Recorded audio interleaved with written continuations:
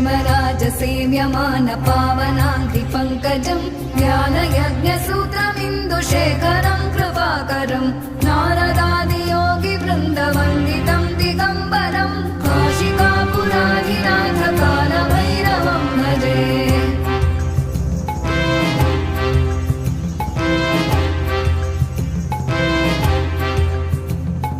भानुकोटिभास्वरं भवाब्धितारकं परं नीलकण्ठमीप्सितार्थदायकं त्रिलोचनं कालकालमम्बुजाक्षमक्षशूलमक्षरं काशिकापुराधिनाथकालभैरवं भजे।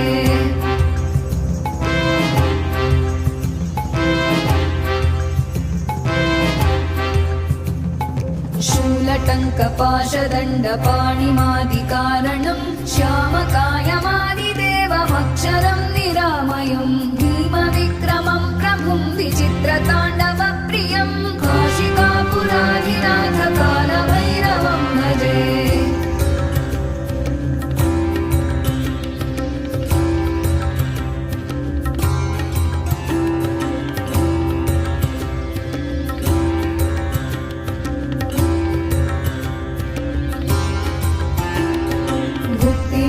दायकं प्रशस्तचारुविग्रहं भक्तवत्सलं स्थितं समस्तलोकविग्रहं विनिक्मणं मनोज्ञहेम किङ्किणीलसत्कटिं काशिकापुराधिनाथकालभैरवं भजे।